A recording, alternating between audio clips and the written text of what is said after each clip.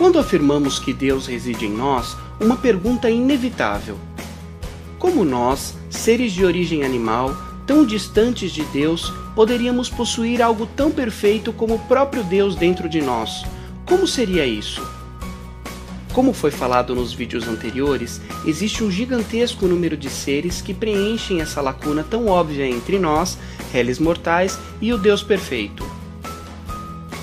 Como homem, sendo o ser mais distante de Deus, poderia ter o próprio Deus residindo em si. Ainda mais, sendo que nenhum desses outros seres, que estão mais próximos da perfeição, possuem essa dádiva. Por que isso? Essa resposta é um dos maiores mistérios de toda a existência, e não só para nós. Deus é tão misericordioso que decidiu por meio do seu livre-arbítrio que se autodoaria, fornecendo uma fagulha de si próprio a cada um dos seres de vontade mais distantes dele, ou seja, os mortais evolucionários. Essa fagulha é conhecida no livro de Urântia como monitor divino ou ajustador do pensamento. Mas mesmo com esse nome, ele não comanda os nossos pensamentos.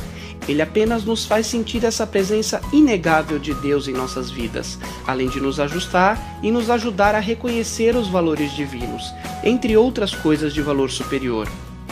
Apesar dessa comunicação ser indireta e não totalmente discernível, um ser de vontade sabe reconhecer o certo do errado. Mas lembre-se que Deus também nos deu livre-arbítrio, que nos faz decidir e aceitar ou não o fato que, bem no fundo de cada um de nós, sabemos que Deus existe, mas que não podemos provar a sua existência, mesmo por meio da ciência mais avançada. Dessa forma, o fato de negar a presença desse ajustador do pensamento também faz parte desse livre-arbítrio que nos foi dado. A presença desse ajustador do pensamento não garante que vamos tomar todas as melhores decisões, nem que nos tornemos divinos por conta disso, pois ainda não somos fusionados a ele, mas sem dúvida ele nos orienta e nos conforta de uma forma indescritível. A comunicação com ele é algo muito sutil, e cuidado! Tentar diferenciar essa comunicação com atos de vontade da nossa própria consciência pode ser um grande erro. Ao contrário do que se pensa, esse contato não é mais provável em estado de transe e de autossugestão, pois levam o foco da consciência em direção ao subconsciente, que é submetido às vontades humanas mais profundas, mas sim por meio da fé viva e da adoração sincera, da oração devota e altruísta e nas decisões conscientes de valor superior, ou seja, na supraconsciência. Para compreender melhor o que é o ajustador do pensamento, temos também que entender a nossa própria composição. O homem é composto por corpo material, mente, personalidade, alma e espírito. E vamos ver rapidamente o que é cada um deles.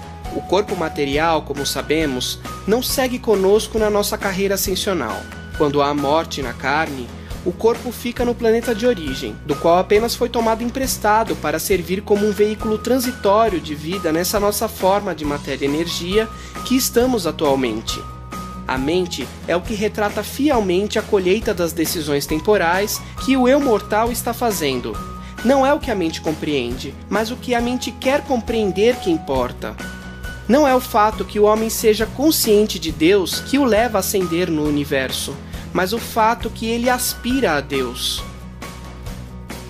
A personalidade é a única realidade invariável em meio a uma experiência constantemente mutável na criatura. Ela unifica os outros fatores associados à individualidade.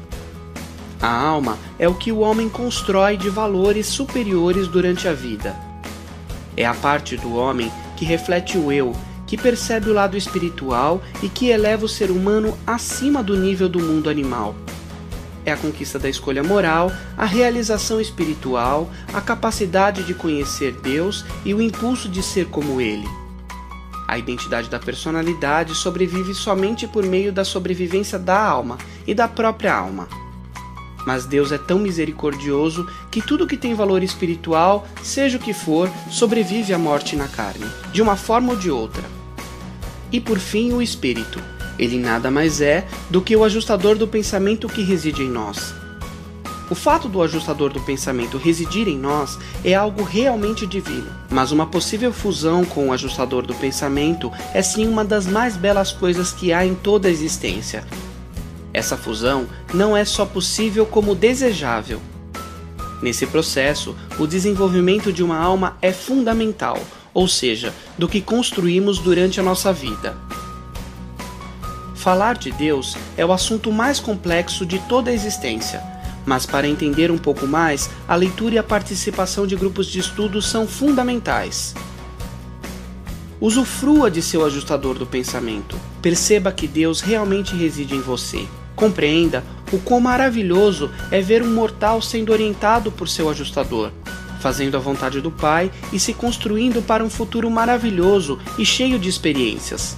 Com isso, tenha certeza que coisas maravilhosas só se ampliarão ainda mais na sua vida. Pode ter certeza. Tenha uma ótima leitura e até o próximo vídeo.